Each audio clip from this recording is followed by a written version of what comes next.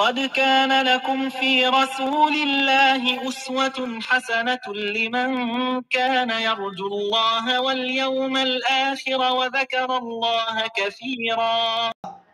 अदल पर मबनी है, इस्लाम दीन अदल है। इस्लाम से ज्यादा इंसाफ का तसव्वुर कहीं पर नहीं है, कहीं पर भी नहीं है।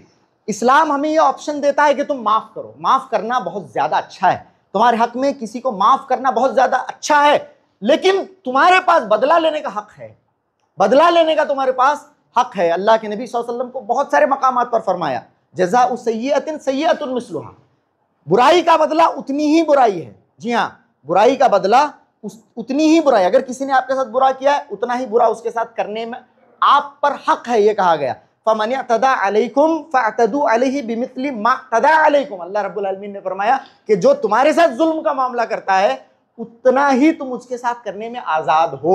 लेकिन अगर तुम लोगों को माफ करते हो, लोगों के साथ तुम दरगुजर का मामला करते हो, ये तुम्हारे हक में बेहतर है।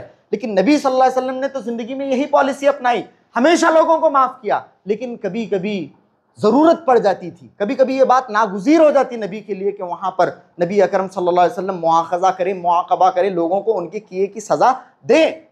वमन युद्लिलहु फला हादिय लहु व अशहदु अन ला इलाहा इल्लल्लाहु वहदहु ला शरीका लहु व अशहदु अन्ना मुहम्मदन अब्दुहु व रसूलुहु या अय्युहल्लज़ीना आमनुत्तक़ुल्लाहा हक़्क़ तुक़ातिही व ला तमूतुन्ना इल्ला व अंतुम मुस्लिमून या अय्युहन्नासुत्तक़ू रब्बकुमुल्लज़ी ख़लक़कुम मिन नफ़्सिन वाहिदह व ख़लक़ मिन्हा ज़ौजहा व बस्स मिन्हुमा रिजालन कसीरन व निसाअ वत्तक़ुल्लाहल्लज़ी तसाअलून बिही वल अर्हाम इन्नल्लाहा काना अलैकुम रक़ीबा या अय्युहल्लज़ीना आमनुत्तक़ुल्लाहा व क़ूलू क़ौलन सदीदा युस्लिह लकुम अअमालकुम व यग़फ़िर लकुम ज़ुनूबकुम व मन युतिइल्लाहा व रसूलहु फ़क़द फ़ाज़ फ़ौज़न अज़ीमा।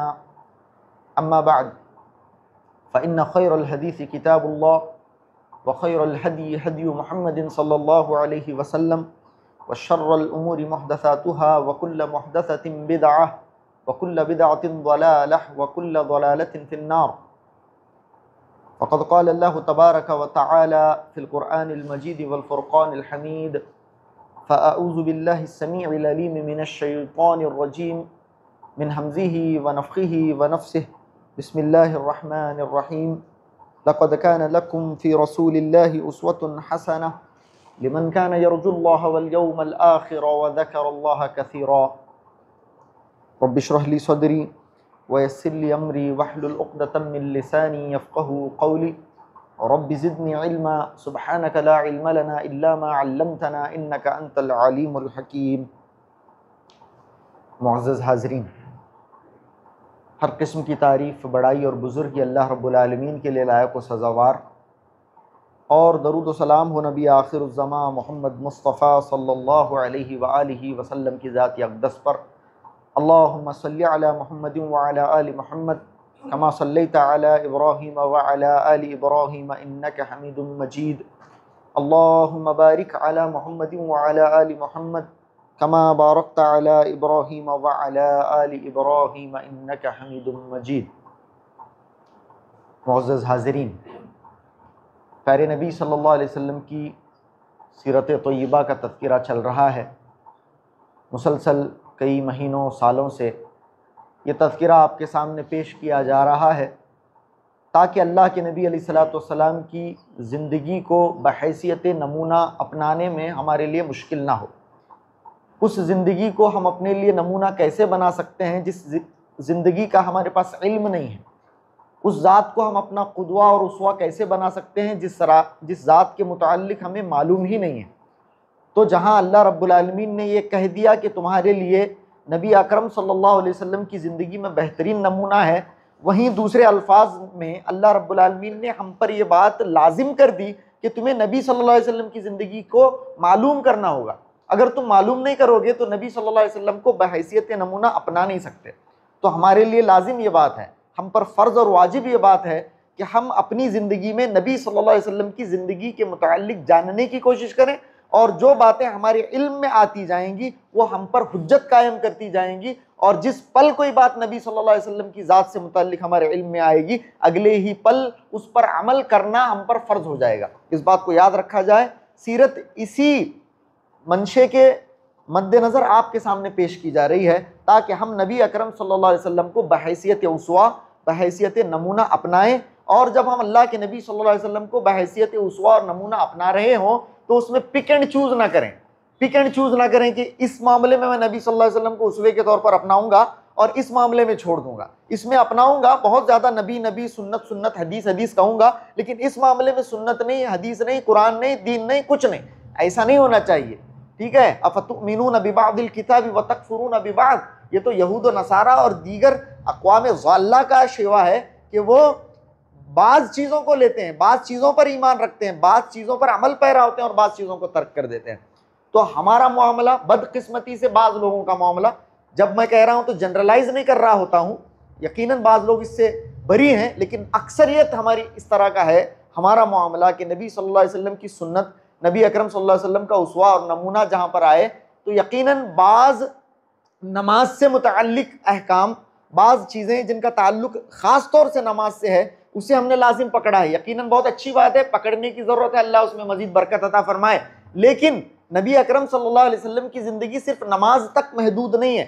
नबी अकरम सल्लल्लाहु अलैहि वसल्लम की ज़िंदगी और आपका उसवा और नमूना हमारी इस मस्जिद की चार दीवारी की जो ज़िंदगी है, जिसके अंदर हम दिन का बहुत कम हिस्सा आते जाते रहते हैं, सिर्फ उस पर मुहीत नहीं है। नबी अकरम सल्लल्लाहु अलैहि वसल्लम की ज़िंदगी जो बाहर की दुनिया है और एक बहुत बड़ी दुनिया है जिसके अंदर हमारा अपना घर है, सबसे पहले अपना घर है, हमारी आइली ज़िंदगी है, हमारे मामलात जो हमारी बीवियों के साथ हैं, हमारे बच्चों के साथ हैं, हमारे अड़ोस पड़ोस के साथ हैं, हमारे रिश्तेदारों के साथ हैं, हमारे दोस्त अहबाब के साथ हैं, हमारी मुआशरत, हमारे मामलात, हमारी सियासत और हमारे तमाम के तमाम जो मामलात हैं, तमाम चीज़ों के ऊपर नबी की ज़िंदगी मुहीत है। सिर्फ एक दो मसाइल को बड़ी शिद्दत के साथ इख्तियार करके कोई आदमी ये ना समझे कि मैं नबी अकरम सल्लल्लाहु अलैहि वसल्लम के उसवे को इख्तियार कर चुका हूँ। ये बहुत बड़ी बेवकूफ़ी की बात है, बहुत बड़ी बेवकूफ़ी की बात है कि सिर्फ एक दो चीज़ों को नबी के इख्तियार करके और उस पर बहुत जम जाके आदमी ये समझे कि मैं दीन पर चलने लग गया हूँ। ऐसा हरगिज़ ना होने पाए। याद रखें, दीनदारी का ये जो तसव्वुर है बहुत ब्रॉड है, ये बहुत ब्रॉड है, उसे चंद आमाल पर महसूर करने की कोशिश ना करें। ये बहुत बड़ी हिमाकत है, बहुत बड़ी हिमाकत है। नबी अकरम सल्लल्लाहु अलैहि वसल्लम को हमें चाहिए कि हम बहैसियत नमूना अपनाएं, आपकी सीरत देखें, आपकी ज़िंदगी को सुने, आप सल्लल्लाहु अलैहि वसल्लम के शब व रोज़ को, आपके एक एक लम्हे को हम हर कदम पर अपनाएं, हर कदम पर अपनाएं, दीन में पूरे के पूरे दाखिल हों, पूरे के पूरे दाखिल हों। हमारा तर्ज गुफ्तार, हमारा अंदाज़ अल्लाह के नबी अलैहिस्सलातु वस्सलाम के सांचे में ढला हुआ हो। याद रखें इस चीज़ को, बहुत अहम और बहुत ही ज़रूरी ये चीज़ है, बहुत बार बताई भी जा चुकी है, लेकिन ये चीज़ हमारे अंदर आने की ज़रूरत है, आने की ज़रूरत है। हमारे तर्ज तकल्लुम से अल्लाह के नबी सल्लल्लाहु अलैहि वसल्लम का तरीक़ा झलकता हो। यकीनन ये नबी का उम्मती है, जिस अंदाज में बात करता है इनके नबी की तालीमात ऐसी हैं, जिस अंदाज में मुआशरे में इस आदमी ने अपने आप को कायम किया है, एस्टैब्लिश किया है, यकीनन ये अल्लाह के नबी अलैहिस्सलातु वस्सलाम की तालीमात पर चलने वाला है। नहीं साहब, हमारी ज़बान से कोई महफूज नहीं, हमारी बातों से कोई महफूज नहीं, हमारी दिल आज़ारियों से कोई महफूज नहीं, हमारी हाथ से कोई महफूज नहीं, हमारी ज़ात से कोई महफूज नहीं, हमारा पड़ोसी हमसे महफूज नहीं, हमारे तमाम के तमाम रिश्तेदार हमसे नाखुश हैं, हमारे अपने बीवी बच्चे हमसे नाखुश हैं। लेकिन इतना सब कुछ होने के बावजूद भी ये कितनी कम अकली की और बेवकूफ़ी की बात है कि मैं ये समझता हूँ कि मैं नबी सल्लल्लाहु अलैहि वसल्लम के तरीके पर चलने वाला। नऊज़ुबिल्लाह, इस तरह की सोच से अल्लाह रब्बुल आलमीन हमारी हिफाजत फरमाए। और अल्लाह से हम इस बात की तौफीक मांगते हैं कि अल्लाह रब्बुल आलमीन हमें अल्लाह के नबी अलैहिस्सलातु वस्सलाम के तरीक़े के मुताबिक कमा हक़्क़हू डाले और ज़िंदगी के तमाम गोशों में, ज़िंदगी के तमाम मरहलों में, ज़िंदगी की तमाम पहलुओं में अल्लाह के नबी अलैहिस्सलातु वस्सलाम को बहैसियत नमूना अपनाने की अल्लाह रब्बुल आलमीन हमें तौफीक व सआदत अता फरमाए। आमीन या रब्बल आलमीन। अल्लाहुम्मा सल्लि अला मुहम्मदिन व अला आलि मुहम्मद कमा सल्लैता अला इब्राहीम व अला आलि इब्राहीम इन्नका हमीदुम मजीद। अल्लाहुम्मा बारिक अला मुहम्मदिन व अला आलि मुहम्मद कमा बारकता अला इब्राहीम व अला आलि इब्राहीम इन्नका हमीदुम मजीद। मुअज़्ज़ज़ हाज़रीन, अल्लाह के नबी अलैहिस्सलातु वस्सलाम की सीरत तय्यबा से मुतअल्लिक़ बहुत सारी बातें आईं और पिछले चंद खुतबे ख़ास तौर से वाक़े इफ़्क के मुतअल्लिक़ आपके सामने मैंने पेश करने की कोशिश की है। वाक़े इफ़्क के बाद एक बहुत बड़ा वाक़या होने वाला है, दो बड़े वाक़यात के बीच में। वाक़े इफ़्क के बाद अब अगला जो इंशाअल्लाह मैं आपके सामने अगले खुतबात में जिस बड़े उन्वान पर बात करने जा रहा हूँ वो है सुलह हुदैबिया इंशाअल्लाह। इसके बीच में ये 7-8 महीनों का एक मुद्दत रही जिसके अंदर कोई बहुत बड़ा सिग्निफिकेंट इवेंट, बहुत बड़ा तारीखी कोई वाक़या पेश तो नहीं आता है, अलबत्ता चंद छोटे मोटे वाक़यात पेश आते हैं और ख़ास तौर से थोड़े सरिये पेश आते हैं। सरिया और गज़वा में फ़र्क क्या है? गज़वा वो जंग है, वो एक्सपेडिशन है जिसमें नबी अकरम सल्लल्लाहु अलैहि वसल्लम बनफ़्स नफ़ीस शरीक हों, जिसमें नबी अकरम सल्लल्लाहु अलैहि वसल्लम बनफ़्स नफ़ीस शरीक हों सहाबा के साथ, उसे हम गज़वा कहते हैं। और सरिया का क्या मतलब है? सरिया में अल्लाह के नबी सल्लल्लाहु अलैहि वसल्लम खुद शरीक नहीं होते हैं, उस एक्सपेडिशन में अल्लाह के नबी सल्लल्लाहु अलैहि वसल्लम शरीक तो नहीं होते हैं, अलबत्ता अपने किसी सहाबी को अमारत सौंप कर, अपने किसी सहाबी को कमांडर इन चीफ बनाकर अल्लाह के नबी सल्लल्लाहु अलैहि वसल्लम रवाना कर देते हैं। ये 50 सहाबा पर मुहित हो सकता है, 200 सहाबा, 100 सहाबा, कितने भी हों, अल्लाह के नबी सल्लल्लाहु अलैहि वसल्लम रिक्वायरमेंट के हिसाब से सहाबा का जत्था, सहाबा की टुकड़ी तैयार करते हैं, किसी को अमीर बनाकर अल्लाह के नबी अलैहिस्सलातु वस्सलाम भेज देते थे। या आपकी सुन्नत मुतहरा थी, इसे सरिया कहते हैं। तो इस ड्यूरेशन में चंद सरिये पेश आते हैं। एक सरिया, देखिए बहुत ज़्यादा तफसील में ना जाते हुए, एक सरिया जिसके मुताल्लिक अहादीस के अंदर और सीरत की किताबों के अंदर ये बात आई है कि खैबर के अंदर यहूदी जा बसे हैं, आपको मालूम है। अब खैबर के अंदर इन्होंने अपना ठिकाना बनाया हुआ है और इनकी सरकशी, मुसलमानों के ख़िलाफ़ इनकी दुश्मनी तो किसी से मख्फी नहीं है। अभी भी मुसलमानों के ख़िलाफ़ ये लोगों को जोड़ने में, मुसलमानों को ज़क पहुँचाने में, मुसलमानों को तकलीफ़ पहुँचाने के बहाने ढूंढने में लगे हुए हैं। बनी साद एक कबीला है, कबीले बनु साद से इन्होंने कांटेक्ट किया, खैबर वालों ने, खैबर के यहूदियों ने कबीले बनु साद से कांटेक्ट किया कि अल्लाह के नबी अलैहिस्सलातु वस्सलाम और मुसलमानों के ख़िलाफ़ तुम हमारा साथ दो और हम तुम्हें खजूरें देंगे। खैबर की खजूरें बड़ी मशहूर थी, उनकी पैदावार, उनका गल्ला बहुत मशहूर था, इसके बदले में हम तुम्हें खजूरें देंगे। तो ये इनके बीच में साठ गांठ की बात चल रही थी, इनके बीच में इस तरह के नेगोशिएशंस हो रहे थे और ये लोग इस पर तैयार हो गए थे कि अल्लाह के नबी अलैहिस्सलातु वस्सलाम के ख़िलाफ़ मौका मिलने पर वो खैबर के यहूदियों का साथ देंगे, कबीले बनु साद के लोग। और अल्लाह के नबी अलैहिस्सलातु वस्सलाम को इसकी खबर मिल जाती है। अल्लाह के नबी सल्लल्लाहु अलैहि वसल्लम को इसकी खबर मिलती है। जैसे मैंने इससे पहले भी बताया है कि आपकी ज़िंदगी में आप कभी नहीं देखेंगे हाथ पर हाथ धरे बैठना और चीज़ों को उस वक्त तक इंतज़ार करना, यहाँ तक आने तक इंतज़ार करना, ये नबी की सुन्नत नहीं थी कि आखिरी दम तक हम इंतज़ार करते रहें। उस ऐसा मामला नहीं था। नबी सल्लल्लाहु अलैहि वसल्लम बर वक्त फैसला लेते, सल्लल्लाहु अलैहि वसल्लम बर वक्त अल्लाह के नबी सल्लल्लाहु अलैहि वसल्लम एक्शन लेते, प्रॉम्प्ट एक्शन नबी सल्लल्लाहु अलैहि वसल्लम का होता। तो आप सल्लल्लाहु अलैहि वसल्लम ने फ़ौरन ही हज़रत सैयदना अली इब्न अबी तालिब रज़ी अल्लाह तआला अन्हु की अमारत में 200 सहाबा इकराम को तैयार किया और अल्लाह के नबी सल्लल्लाहु अलैहि वसल्लम ने रवाना किया 200 सहाबा इकराम को। और बड़े ही राजदारी के साथ ये सहाबा इकराम ने सफ़र किया। दिन में ये लोग बिल्कुल लो प्रोफाइल रहते, दिन में आराम करते थे दिन में, और रात में सफ़र करते थे ताकि किसी को मालूम ना हो, किसी को इनकी एक्टिविटी की खबर ना मिले, किसी को इनके सफ़र की खबर ना मिले, किसी को इनके नबी सल्लल्लाहु अलैहि वसल्लम के पास से कूच कर जाने की खबर ना मिले। ये दिन में बिल्कुल छुपे रहते, दिन में आराम करते और रात में सफ़र करते। इस तरह से हज़रत अली रज़ी अल्लाह तआला अन्हु गए। और हज़रत अली रज़ी अल्लाह तआला अन्हु का तो मामला आप जानते ही हैं कि आप किस तरह से मैदान के शहसवार थे और जंगी हिकमत अमली में हज़रत अली रज़ी अल्लाह तआला अन्हु सरे फहरिस्त थे। उन सहाबा इकराम का खुसूसी तज़किरा जिन सहाबा इकराम के मुतल्लिक़ ये कहा जा सकता है कि आप मैदान जंग के शहसवार थे, उन सहाबा इकराम में हज़रत अली रज़ी अल्लाह तआला अन्हु सरे फहरिस्त नज़र आते हैं। तो हज़रत अली रज़ी अल्लाह तआला अन्हु दिन भर खामोश रहते, रात में सफ़र करते और एक जासूसी का इक़दाम भी किया कबल इसके कि वो उस कबीले बनु साद पर हमला करते। हज़रत अली रज़ी अल्लाह तआला अन्हु के हाथ में एक आदमी आया जिसका ताल्लुक़ कबीले बनु साद से था, एक जासूस किस्म का आदमी था। उसे पकड़ा हज़रत अली रज़ी अल्लाह तआला अन्हु ने, उससे मामलात मालूम किए तो यकीनन इस बात पर मोहर लग गई कि ये लोग किससे बातों में लगे हुए हैं, खैबर के यहूदियों के साथ इनका मामला तय हो रहा है। खजूरों के इवज़ में ये लोग खैबर के यहूदियों का साथ देने वाले हैं। जैसे हज़रत अली रज़ी अल्लाह तआला अन्हु को इस बात की कंफर्मेशन मिलती है कि ये इस्लाम के दुश्मनों के ख़िलाफ़ मिल चुके हैं और अनकरीब मौका मिलने पर मुसलमानों पर हमला करने वाले हैं, तो हज़रत अली रज़ी अल्लाह तआला अन्हु ने रातों रात इनके ऊपर हमला कर दिया। हज़रत अली रज़ी अल्लाह तआला अन्हु ने रातों रात इनके ऊपर हमला किया, भाग खड़े हुए। तफसीलात तो बहुत ज़्यादा इस सिलसिले में मिलती नहीं है, इसीलिए मैंने आपको कहा कि ये बहुत ज़्यादा सिग्निफिकेंट वाक़यात नहीं है, बहुत ज़्यादा तफसीलात अहादीस की किताबों के अंदर मिलती नहीं है। बाज़ लोग जब तफसीलात नहीं मिलते उसे भी कहानी बना लंबा कर को बोलते, हमारे पास इस तरह से नहीं है। जितना मिला है, जैसा मिला है उतना आपके सामने पेश करने की कोशिश की जाती है। बाज़ लोग तो उसके अंदर जो डायलॉग्स रहते हैं वो भी खुद बैठ को लिखते हैं, उन्होंने क्या बोले, बाद में इन्होंने क्या बोले, फिर उन्होंने क्या जवाब दिए, भी कैसा हुआ, क्या हुआ।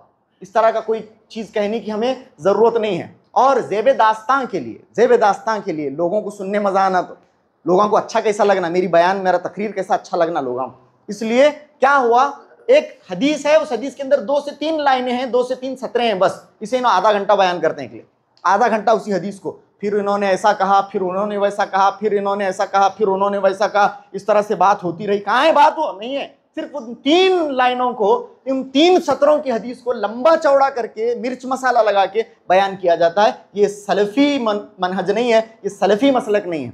अहादीस को, किताब और सुन्नत को मिनवाना आपके सामने पेश किया जाए, बिला कमो कास्ट के आपके सामने पेश किया जाए, किसी चीज को ना दाखिल किया जाए ना किसी चीज को उसमें से हज़्फ़ किया जाए। ये अमानत का मामला है। दीन को अगर पहुंचाना है लोगों तक, तो दीन को पहुंचाने वालों को उम्मत के अंदर अमानतदार होना चाहिए, अमानतदार होना चाहिए। इस बात को याद रखा जाए। तो यहाँ पर हजरत अली रजी अल्लाह तआला अन्हु ने हमला किया, लोग भाग खड़े हुए। हजरत अली रजी अल्लाह तआला अन्हु को 500 ऊंट और 2000 के करीब भेड़ बकरियां मिली। 2000 के करीब, बड़ा फायदा हुआ मुसलमानों का। 500 ऊंट और 2000 के करीब भेड़ बकरियां हजरत अली रजी अल्लाह तआला अन्हु के कब्जे में आए और दुश्मनाने इस्लाम भाग खड़े हुए। रात के अंधेरे में वो जंगलों के अंदर और यहाँ वहाँ मैदानों के अंदर भाग कर गायब हो गए और हजरत अली रजी अल्लाह तआला अन्हु ने ये सारी मालियात लेकर अल्लाह के नबी अलैहिस्सलातु वस्सलाम के पास वापस आए। तो ये एक सरिया पेश आया। इस दौरान ये हजरत अली रजी अल्लाह तआला अन्हु के अमारत में बड़ी कामयाबी के साथ ये एक सरिया पेश आता है। उसके बाद एक और वाक़या जो सही बुखारी और मुस्लिम के अंदर मौजूद है वो पेश आता है, उसकी तरफ आपकी तवज्जो मरकूज़ कराता हूँ। अल्लाह के नबी अलैहिस्सलातु वस्सलाम के पास हज़रत अनस रज़ी अल्लाह तआला अन्हु इस हदीस के रावी हैं। हज़रत अनस रज़ी अल्लाह तआला अन्हु इस हदीस के रावी, बुखारी और मुस्लिम की हदीस है। आप अलैहिस्सलातु वस्सलाम के पास कबीले उक्ल और उरैना के लोग आए। आपके पास कौन से कबीले के लोग आए? कबीले उक्ल और उरैना के लोग आए। उरैनीयीन इनको कहा जाता है। कबीले उरैना के लोग आए। दूसरी रिवायात से मालूम होता है कि यहाँ 8-10 लोग थे। एक 8-10 लोग अल्लाह के नबी अलैहिस्सलातु वस्सलाम के पास तशरीफ़ लाए, इस्लाम लाने की गर्ज से अल्लाह के नबी अलैहिस्सलातु वस्सलाम के पास आए। जब कोई अल्लाह के नबी के पास इस्लाम लाने की गर्ज से आता तो आप सल्लल्लाहु अलैहि वसल्लम तो बहुत खुश हो जाते। आप सल्लल्लाहु अलैहि वसल्लम के पास इन्होंने कलिमा पढ़ा, आप सल्लल्लाहु अलैहि वसल्लम के हाथ पर इन्होंने इस्लाम कबूल किया। ये लोग उरनीयीन थे, कबीले उक्ल और कबीले उरैना के लोग थे। मदीने में आए और मदीने का मामला आज भी वैसा ही है। क्या था मामला मदीने का कि मदीना बहुत लोगों को इब्तदाई तौर पर रास नहीं आता है। मदीने की आब हवा, आप मदीने को जाएं, बहुत सारे हाजी जाते रहते हैं, उम्रा करने के लिए लोग जाते हैं। मदीने को जाते ही सर्दी बुखार आती है, मदीने को जाते ही तबीयत थोड़ा नासाज हो जाती है 1-2-3 दिन के लिए। इस तरह का मामला लगभग लोगों के साथ पेश आता है मदीने की आबो हवा के मुतालिक। और जब हिजरत करके हजरत सैयदना अबू बकर रजी अल्लाह तआला अन्हु और हजरत बिलाल रजी अल्लाह तआला अन्हु का खुसूसी जिक्र इसमें आता है कि जब वो हिजरत करके मदीना आए सख्त बीमार पड़े, सख्त बीमार पड़े। हजरत अबू बकर भी, हजरत बिलाल भी। मदीने की आबो हवा बाज़ दफ़ा रास नहीं आती है इब्तदाई तौर पर। बाद में जब हम वहाँ के क्लाइमेटिक कंडीशंस को बिल्कुल अडॉप्ट कर लेते हैं, हम उसके मौसम में रच बस जाते हैं, तो फिर बाद में चल जाती है। लेकिन शुरू में इस तरह का मामला होता है। तो ये कबीले उक्ल और कबीले उरैना के लोग जब आए, शदीद बीमार पड़ गए। मुसलमान तो हुए, शदीद बीमार पड़ गए। तो अल्लाह के नबी अलैहिस्सलातु अमरहुम अन्नबी सल्लल्लाहु अलैहि वसल्लम बिक़िलाहिन, अल्लाह के नबी सल्लल्लाहु अलैहि वसल्लम ने कहा अन यशरबू मिन अबवालिहा व अल्बानिहा। अल्लाह के नबी सल्लल्लाहु अलैहि वसल्लम ने उन्हें हुक्म दिया कि तुम्हारी तबीयत बिगड़ रही है, ख़ास तौर से पेट के एक मर्ज़ में भी मुब्तला हुए हो। पेट का एक मर्ज़ था, बुखार थी और पेट के मर्ज़ में ये लोग मुब्तला हुए। 8-10 लोग थे। अल्लाह के नबी अलैहिस्सलातु वस्सलाम ने इनके मुताल्लिक हुक्म दिया कि तुम लोग मदीने के बाहर के इलाके में जाओ। वहाँ पर मुसलमानों के बहुत ऊँट थे, सदक़े के ऊँट, बैतुल माल के ऊँट थे, बहुत बड़े पैमाने पर मुसलमानों के ऊँट थे। और वहाँ पर मुसलमानों के चरवाहे भी थे, मुसलमानों के सहाबा चरवाहे थे वहाँ पर, जिनको अल्लाह के नबी अलैहिस्सलातु वस्सलाम उस ड्यूटी पर मामूर किया था। तो इनको कबीले उक्ल और कबीले उरैना के लोगों को अल्लाह के नबी ने कहा कि तुम वहाँ जाओ, उन ऊँटों के पास जाओ, वहाँ पर हमारे लोग भी हैं, वहाँ पर जाकर ऊँटों का पेशाब और ऊँटों का दूध पियो। बुखारी की हदीस है, मुस्लिम की हदीस है। अल्लाह के नबी सल्लल्लाहु अलैहि वसल्लम ने उन्हें क्या कहा कि तुम ऊँटों का पेशाब और ऊँटों का दूध पियो। तो ये अल्लाह के नबी सल्लल्लाहु अलैहि वसल्लम ने कहा। कबल इसके कि आपकी अक्लें दंग रह जाएं, मैं इसकी वजाहत करता हूँ कि अल्लाह के नबी सल्लल्लाहु अलैहि वसल्लम ने यहाँ पर दवा के लिए ऊँटों के पेशाब को इस्तेमाल करने का हुक्म दिया है। ठीक है, तो इसमें अहले इल्म का इख्तलाफ है। बाज़ कहते हैं कि अल्लाह के नबी ने चूंकि दवा के तौर पर ऊँट के पेशाब को इस्तेमाल करने पीने का हुक्म दिया है, तो मुतलकन ऊँट का जो पेशाब है वो पाक है। बाज़ अहले इल्म का ये कहना है। बाज़ अहले इल्म ने यह कहा कि ऊँट का पेशाब हो या फिर किसी दूसरे जानवर का पेशाब हो, वो तो नापाक है, लेकिन इलाज के तौर पर इस्तिस्नाई सूरत हाल यहाँ पर बनती है।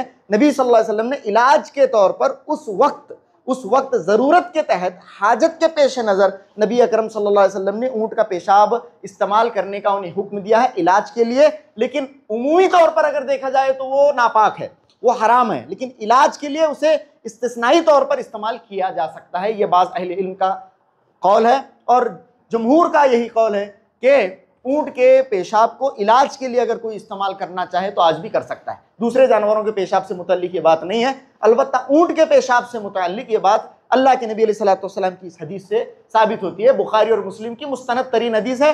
जमहूर अहले इल्म का इस सिलसिले में इत्तेफाक है कि ऊँट के पेशाब को इलाज के लिए इस्तेमाल किया जा सकता है, इलाज के लिए इस्तेमाल किया जा सकता है। तो अल्लाह के नबी सल्लल्लाहु अलैहि वसल्लम ने उनसे कहा कि आप ऊँटों के दूध और ऊँटों के पेशाब को इस्तेमाल करो। तो वो लोग वहाँ पर गए, थोड़े दिन वहाँ पर रहे, चरवाहे थे, ऊँट थे, ऊँटों का दूध पीते थे, ऊँटों का पेशाब भी पिया उन लोगों ने। बहुत ज़्यादा सेहतमंद हो गए, बहुत जल्दी, बहुत ज़्यादा सेहत उनको आ गई, सेहतमंद हो गए, बीमारी ख़त्म हो गई, सेहतमंद हो गए, मोटे हुए, बहुत ज़्यादा मोटे भी हो गए, ताकतवर हो गए। हदीस के अल्फाज में मोटे भी हुए, सेहतमंद भी हुए, बीमारी भी गई, सब गई। उसके बाद ऊँटों को देखा, कितनी बड़े तादाद में ऊँट हैं और उन ऊँटों की रखवाली करने के लिए लोग बहुत कम हैं। इनके अंकियां हुए लाल, इतना सारा माल है मुसलमानों का, आंखें हुई लाल।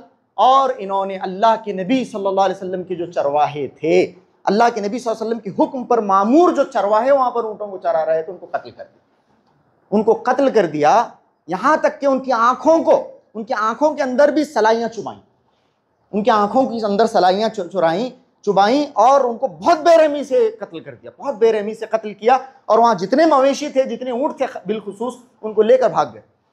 उनको लेकर ये लोग कबीले उक्ल और उरैना के लोग, जो इतना नबी ने उनके ऊपर एहसान किया, सुभान अल्लाह, सहाबा को मामूर किया, सहाबा को इनके पीछे लगा दिया कि इनको ऊँट का दूध वगैरह निकाल के दीजिए।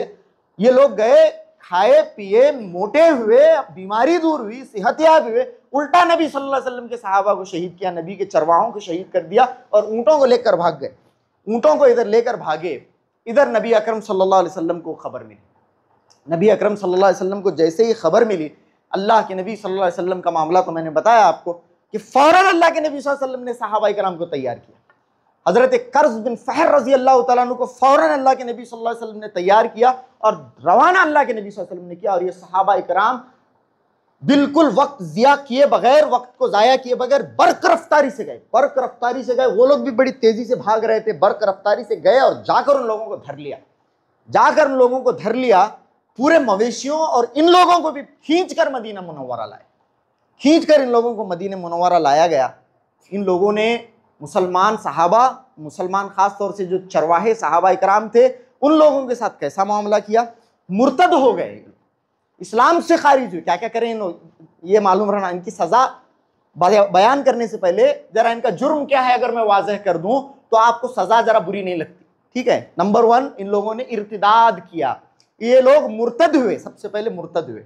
अच्छा, दूसरा इन लोगों ने क्या किया, चोरी की। इस्लाम के अंदर चोरी का मामला आपको मालूम है, चोरी की।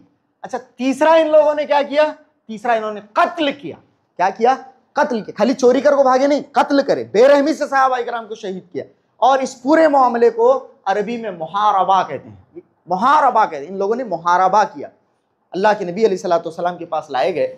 नबी अकरम सल्लल्लाहु अलैहि वसल्लम ने इनके मुताल्लिक सहाबा इकराम को ये फरमान जारी कर दिया कि इनके हाथ पैर काटे जाएं। सबसे पहले इनके हाथ पैर काटे जाएं। अच्छा, हाथ पैर कैसे काटे जाएंगे इनके, सीधा हाथ काटे तो दावां पाँव काटना, सीधा हाथ काटे तो बायां पैर काटा जाए, इस तरह से हाथ पैर इनके काटे जाएं। सबसे पहले हाथ पैर काटे जाएं, फिर इनकी आंखें फोड़ी जाएं, जिस तरह से इन्होंने सहाबा के साथ मामला किया। फिर इनकी आंखें फोड़ी गई, फिर इनको धूप में डाल सट दिया गया, धूप में डाल दिया गया। ये लोग फयस्तस्कून, पानी मांगते, फला युस्कौन, उनको पानी नहीं दिया जाता, वहीं पर तड़प कर मर गए, वहीं पर ये तड़प कर मर गए। सहाबा इकराम को बेरहमी से शहीद करने वाले, इसीलिए उनके जुर्म मैंने पहले आपको गिना, इतना खतरनाक इनके साथ मामला किया गया। अरे भाई, उन्होंने सहाबा के साथ क्या मामला किया, सहाबा के साथ क्या मामला किया है? सिर्फ एक किस्ती नहीं सुनना, कौन सी भी बातें, पूरी बात को सुनो। सहाबा के साथ मजलूम सहाबा इकराम, गरीब सहाबा इकराम, जो नबी के हुक्म पर वहां पे मामूर थे, वो सहाबा इकराम जिन्होंने तुम्हें शिफायाब होने में मदद की थी, जिन लोगों ने तुम्हारे साथ कितना हुस्न सलूक किया था, उनके साथ तुम इस तरह का मामला करते हो, नबी के तुम धोखा देते हो नबी अलैहिस्सलाम को, और इस्लाम का चोगा पहनकर तुम चोरी और इस तरह का डकैती का काम करते हुए कत्लो गारत बगैरी और जमीन पे फसाद मचाते हो, तो तुम्हारा इस तरह का मामला ना हो तो क्या हो। इसीलिए इनके मुताल्लिक कुरान मजीद के अंदर आयत अल्लाह रब्बुल आलमीन ने नाजिल फरमाई, कहा इन्नमा जज़ाउल लज़ीना युहारिबूना अल्लाह व रसूलहु व यसअउना फिल अर्ज़ि फसादन अन युक़त्तलू औ युसल्लबू। अल्लाह रब्बुल आलमीन ने फरमाया, इन्नमा जज़ाउल लज़ीना युहारिबूना अल्लाह व रसूलहु, उन लोगों का बदला जो अल्लाह और उसके रसूल के साथ मुहारबा करते हैं। क्या करते हैं? मुहारबा करते हैं। व यसअउना फिल अर्ज़ि फसादा, और जमीन के अंदर फसाद मचाते हैं। फसाद नहीं तो क्या है? जो लोग जमीन के अंदर फसाद मचाते हैं, अन युक़त्तलू, उनको काट दिया जाए, औ युसल्लबू, या फिर उन्हें सूली चढ़ा दिया जाए, औ तुक़त्ता ऐदीहिम, या फिर उनके हाथों को काट दिया जाए, और व अर्जुलुहुम मिन खिलाफिन, उनके पैरों को काट दिया जाए, मिन खिलाफिन, डायगनली, यहां से ये हाथ काटे तो ये पैर काटना, ये हाथ काटे तो ये पैर काटना। इस तरह से कुरान ने कहा। इसके मुताबिक अल्लाह के नबी सल्लल्लाहु अलैहि वसल्लम ने अमल करते हुए लोगों के सामने ये एग्जाम्पल सेट किया कि मुसलमानों के साथ अगर कोई इस तरह का धोखाधड़ी का मामला करता है, उनके साथ यही मामला होगा। अल्लाह अकबर, ये एग्जाम्पल अल्लाह के नबी सल्लल्लाहु अलैहि वसल्लम ने सेट किया। देखिए, याद रखें, इस्लाम का मामला अदल पर मबनी है। इस्लाम दीन अदल है। इस्लाम से ज्यादा इंसाफ का तसव्वुर कहीं पर नहीं है, कहीं पर भी नहीं है।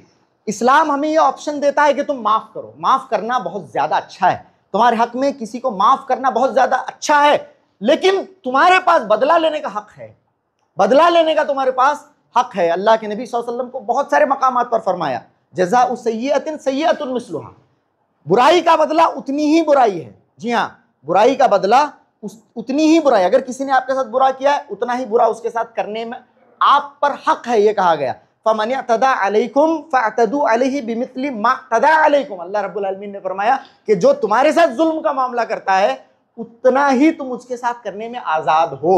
लेकिन अगर तुम लोगों को माफ करते हो, लोगों के साथ तुम दरगुजर का मामला करते हो, ये तुम्हारे हक में बेहतर है। लेकिन नबी सल्लल्लाहु अलैहि वसल्लम ने तो जिंदगी में यही पॉलिसी अपनाई, हमेशा लोगों को माफ किया। लेकिन कभी कभी जरूरत पड़ जाती थी, कभी कभी ये बात नागुज़ीर हो जाती नबी के लिए कि वहां पर नबी अकरम सल्लल्लाहु अलैहि वसल्लम मुआखज़ा करें, मुआक़बा करें, लोगों को उनके किए की सजा दें, ताकि मुआशरे के अंदर एक मिसाल कायम हो जाए। तो यहाँ पर मिसाल अल्लाह के नबी सल्लल्लाहु अलैहि वसल्लम ने कायम की, जो बुरा करता है उसके साथ बुरा हो, जो बुराई करता है, जुल्म करता है, उसके साथ इस तरह का मामला होना, ये बिल्कुल इंसाफ पर मबनी है। अच्छा, जो अच्छाई करे उसका क्या है? इस्लाम एक तरफा काम नहीं करता है, इस्लाम इंसाफ पसंद दीन है।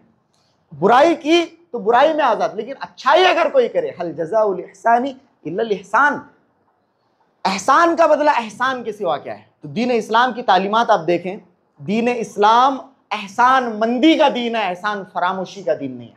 मेरे नबी अकरम सल्लल्लाहु अलैहि वसल्लम एहसान मंद थे, लोगों की छोटी छोटी एहसानों को याद रखते थे। आज हमें चाहिए कि लोगों के हम पर किए हुए छोटे छोटे एहसानों को याद रखें, अपने मोहसिनीन के एहसानों को याद रखें, कभी भी अपने मोहसिनों को फरामोश ना करें।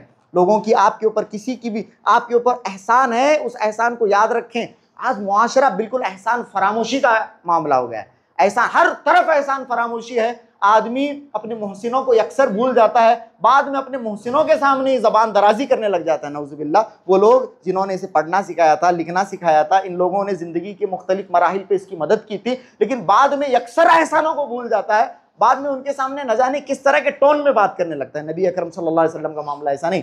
अगर तुम्हारे ऊपर किसी ने एहसान किया है तो अल्लाहु अकबर, ये नबी की सुन्नत को याद रखें। आप सल्लल्लाहु अलैहि वसल्लम ने फरमाया, मन सनअ इलैकुम मारूफन फकाफिऊहु, जब भी तुम्हारे साथ की कोई मारूफ करे, कोई तुम्हारे साथ एहसान का मामला करे, उसके एहसान का पूरा पूरा बदला देने की कोशिश करो, उसका एहसान चुकाने की कोशिश करो।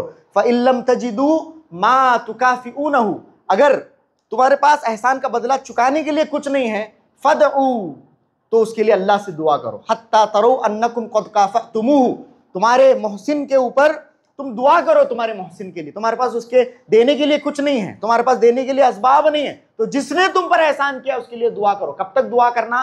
हत्ता तरौ अन्नकुम कद काफअतुमूहु, यहां तक कि तुम्हें लगने लग जाए कि मैंने मेरी दुआ से इसके एहसान का बदला चुका दिया है, मैंने मेरी दुआ से इसके एहसान का बदला चुका दिया है। इस तरह से एहसान करने वालों को कभी भूलो नहीं।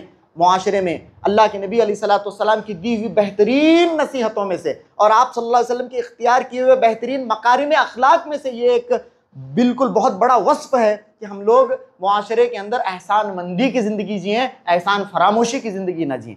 हमारे मोहसिनों को याद रखें और हमेशा उनके साथ बेहतरीन से बेहतरीन सलूक करने की कोशिश करें और उनके लिए दुआए खैर किया करें। तो खैर वक्त हो गया है। यहाँ पर आज हमने ख़ास तौर से हज़रत अली रज़ी अल्लाह तआला अन्हु का जो मामला था, बनी साद के साथ हज़रत अली रज़ी अल्लाह तआला अन्हु ने जो मामला किया और वहाँ से जो मुसलमानों को 500 ऊँट और 2000 के करीब भेड़ बकरियाँ मिली, इसके मुताल्लिक आपके सामने बात हुई। उसके बाद ये जो कबीले उक्ल और उरैना के लोग थे जो आए मुसलमानों के सामने, अल्लाह के नबी अलैहिस्सलाम को इन लोगों ने नऊज़ुबिल्लाह धोखा दिया और उसके बाद मुसलमानों के साथ जो मामला इन्होंने किया उसके बदले में उनके साथ जो मामला किया गया वो आपके सामने बुखारी और मुस्लिम की रिवायत की रोशनी में आपके सामने बताने की कोशिश की गई। और खुतबे के इब्तिदा में मैंने आपके सामने बताया कि ये जो आपके सामने खुतबात हो रहे हैं, अल्लाह के नबी अलैहिस्सलाम की ज़िंदगी से मुताल्लिक जो बातें बताई जा रही हैं, इनको हम अपनी ज़िंदगी में इख्तियार करें। हमारे शब व रोज़ में, हमारे दिनों साल में अल्लाह के नबी सल्लल्लाहु अलैहि वसल्लम की ज़िंदगी रची बसी हो,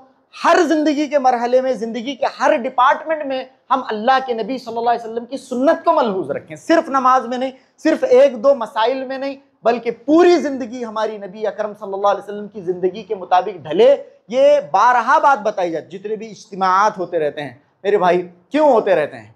इज्तिमाआत होते रहते हैं, अहले इल्म आते रहते हैं, ये होता है, बहुत कुछ सरगर्मियाँ होती, जमाती सरगर्मियाँ होती हैं, मसाजिद के अंदर सरगर्मियाँ होती रहती हैं, बहुत खर्च होता रहता है, बहुत सारे काम होते रहते हैं। क्यों हो रहे हैं वो? क्यों हो रहे हैं? ताकि बेहतर मुसलमान बनाए जाए, ताकि मुसलमानों की ज़िंदगी को नबी की ज़िंदगी के मुताबिक ढाला जाए, हमारी ज़िंदगी नबी की ज़िंदगी के मुताबिक ढले।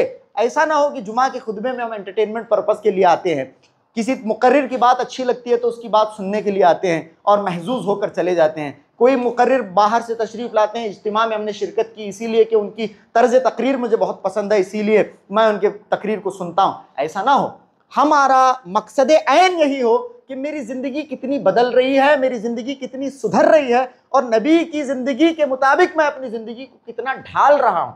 ये बहुत अहम है मेरे भाई। हमें बैठकर कोने में सोचने की ज़रूरत है कि मैं नबी सल्लल्लाहु अलैहि वसल्लम के कलिमा पढ़ने के लायक भी हूँ क्या नहीं हूँ, मैंने अपनी ज़िंदगी को नबी के मुताबिक ढाला भी है या नहीं है। महज 2-4 मसाइल को इख्तियार कर लेने से, 2-4 सुन्नतों को इख्तियार कर लेने से हम नबी सल्लल्लाहु अलैहि वसल्लम के मुत्तबी नहीं हो जाते मेरे भाई। शैतान के बहकावे में से बहुत बड़ा ये बहकावा है कि शैतान ने हमें इस बात पर मुतमईन कर दिया है कि तुम सिर्फ 2-4 मसाइल को इख्तियार किए वो तुम्हारे लिए काफ़ी है। नहीं, शैतान का बहुत बड़ा बहकावा है। हमें चाहिए कि हम दीन के अंदर मुकम्मल दाखिल हों, नबी सल्लल्लाहु अलैहि वसल्लम की सुन्नत को पूरी तरह से इख्तियार करने वाले बने। इंशाअल्लाह अल्लाह रब्बुल आलमीन से हम ये दुआ करते हैं कि अल्लाह इस बात की हम सबको तौफीक अता फरमाए। व आखिरु दावाना अनिल हम्दुलिल्लाहि रब्बिल आलमीन व सल्लल्लाहु अला नबीना मुहम्मद व आलिहि व सहबिहि व सल्लम तस्लीमन कसीरा।